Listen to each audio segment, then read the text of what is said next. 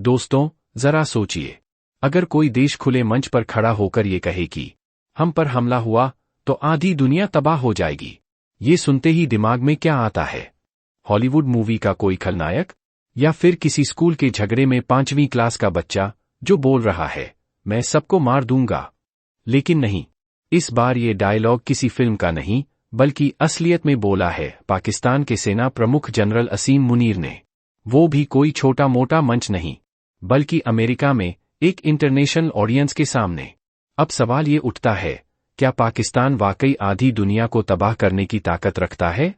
या फिर ये सिर्फ एक पॉलिटिकल ड्रामा है, अपने हालात से ध्यान हटाने का तरीका?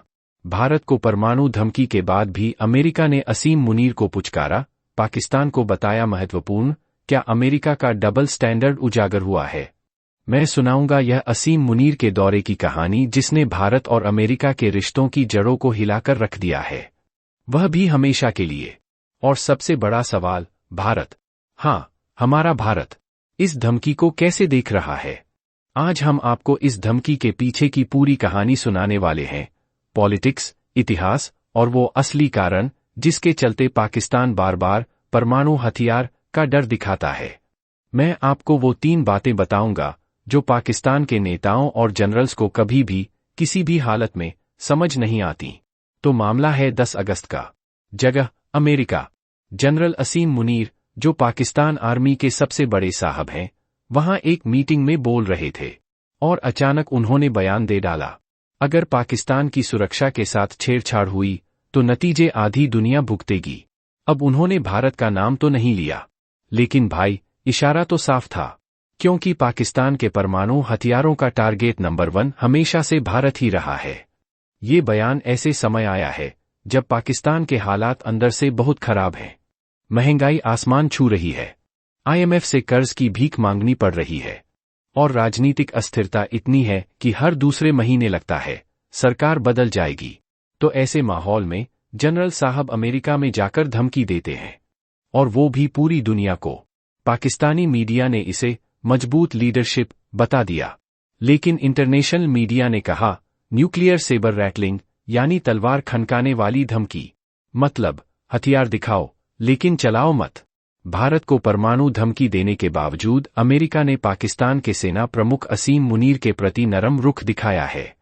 अमेरिका ने दक्षिण एशिया में परमाणु सुरक्षा के लिहाज से पाकिस्तान को महत्वपूर्ण साझेदार बताया है, जिससे उसका दोहरा मापदंड उजागर हुआ है।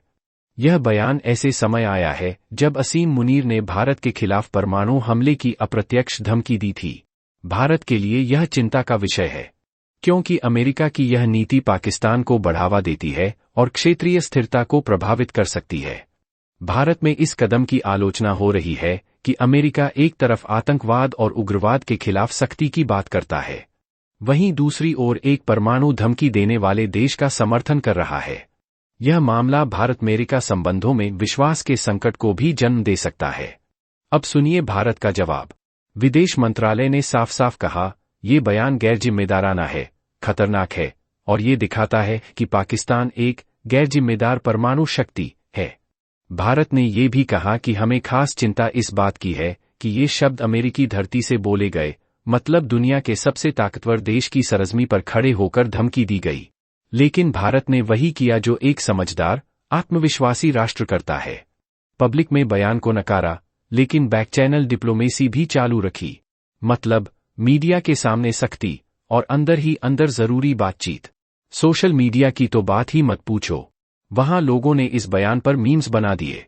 कोई बोल रहा था, पाकिस्तान के पास आधी दुनिया उड़ाने की ताकत है, लेकिन आधी रात का खाना नहीं। कोई कह रहा था, जनरल साहब, पहले अपने देश की बिजली तो ठीक कर लो, फिर दुनिया को उड़ाना। लेकिन हाँ, गुस्सा भी था। लोगों को लगा कि बार बार परमाणु धमकी देना अब सिर्फ मजाक नहीं, बल्कि एक खतरनाक पैटर्न बन चुका है। दोस्तों, ये पहली बार नहीं है जब पाकिस्तान ने ऐसा किया हो। इतिहास उठाकर देख लो। 1974 में भारत ने पहला परमाणु परीक्षण किया, फिर 1998 में पोखरण हुआ, और उसी के कुछ हफ्तों बाद पाकिस्तान ने भी चागाई में टेस्ट कर डाला। तब से ही वो बार बार अपने परमाणु हथियारों का राग अलापते रहते हैं। 1999 के कारगिल युद्ध के दौरान भी पाकिस्तानी नेताओं और जनरलों ने बार बार परमाणु धमकी दी थी, लेकिन तब भी और आज भी भारत का स्टैंड क्लियर रहा। हम किसी पर पहले हमला नहीं करेंगे, नो फर्स्ट यूज पॉलिसी। लेकिन अगर किसी ने हम पर किया तो जवाब ऐसा मिलेगा कि वो याद रखेगा। पाकिस्तान की पॉलिसी कुछ और है, वो न्यूक्लियर ब्लैकमेल में यकीन रखता है। मतलब जब भी हालत खराब हो, परमाणु हथियारों की धमकी देकर दुनिया को डराओ ताकि IMF, अमेरिका या चीन मदद करें और भारत दबाव में आ जाए। अब जरा पाकिस्तान के अंदर का हाल देखिए।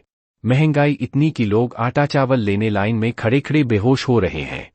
डॉलर के मुकाबले रुपया गड्ढे में है और आतंकवाद के हमले रोज की खबर हैं। ऐसे में आर्मी चीफ असीम मुनीर का असली मकसद क्या है? सीधा है, जनता का ध्यान असली मुद्दों से हटाना। जब लोग भूख, बेरोजगारी और बिजली कटौती से परेशान हों, तो उन्हें देश की सुरक्षा खतरे में वाला ड्रामा दिखाओ। ये पाकिस्तान में पुराना फॉर्मूला है। और मत भूलिए, पाकिस्तान में आर्मी चीफ का पद प्रधानमंत्री से भी ज्यादा ताकतवर होता है। तो जनरल साहब पॉलिटिक्स में भी खेल रहे हैं और इंटरनेशनल लेवल पर भी। लेकिन जनरल साहब शायद भूल जाते हैं कि भारत 2025 का भारत है। हमारे पास दुनिया का सबसे मजबूत लोकतंत्र है, दुनिया की 5वीं सबसे बड़ी अर्थव्यवस्था है और एक ऐसी सेना है जो किसी भी हालत में देश की रक्षा कर सकती है। हमारी नो फर्स्ट यूज पॉलिसी का मतलब ये नहीं कि हम कमजोर हैं। हमारे पास मिसाइल डिफेंस सिस्टम है, पृथ्वी, अग्नि, आकाश और रूस से मिला S-400। हमारे पास परमाणु पनडुब्बियां हैं, INS अरिहंत और INS अरिघात, जो समुद्र की गहराइयों से जवाब देने में सक्षम हैं। भारत का संदेश साफ है, हम किसी को उकसाते नहीं, लेकिन अगर किसी ने हमें चुनौती दी तो उसका अंजाम वही होगा जो इतिहास में हमारे दुश्मनों का हुआ है। अब दुनिया क्या कह रही है? अमेरिका, सीधी टिप्पणी नहीं, लेकिन अंदर खाने ये साफ है कि उन्हें ऐसे बयानों से दिक्कत है। यूरोपियन यूनियन शांति की अपील कर रहा है। चीन चुप है, लेकिन अंदर ही अंदर अपने दोस्त पाकिस्तान को समझा भी रहा है कि ज्यादा ड्रामा मत करो। UN हमेशा की तरह बस बयान जारी कर रहा है कि तनाव कम होना चाहिए। दोस्तों, ये बयानबाजी नई नहीं है। पाकिस्तान ने पहले भी कई बार धमकियां दी हैं और शायद आगे भी देगा। लेकिन फर्क ये है कि आज का भारत 1971 वाला भारत नहीं है। आज हमारे पास ताकत है, आत्मविश्वास है और दुनिया में सम्मान है। हमारे दुश्मन चाहे जितनी भी धमकियां दें, हमारे जवान, हमारे वैज्ञानिक और हमारे 140 करोड़ देशवासी हर खतरे का सामना कर सकते हैं। और याद रखिए, असली ताकत हथियारों में नहीं, बल्कि उस देश की एकता और इरादों में होती है। वैसे दोस्तों, यह पाकिस्तान का वही असीम मुनीर जनरल है जो अरब देशों में धार्मिक शिक्षा प्राप्त किया है और उसके बाद इन्होंने बिना किसी ट्रेनिंग के ही आर्मी ज्वाइन कर ली। मतलब इनका पद जो है वह धार्मिक ज्यादा लगता है, किसी सैनिक का नहीं लगता है। इसीलिए पाकिस्तान की सेना को प्रोफेशनल सेना नहीं कहा जा सकता। वैसे दोस्तों, आपका इस बारे में क्या कमेंट है? अपनी राय जरूर लिखिए। धन्यवाद।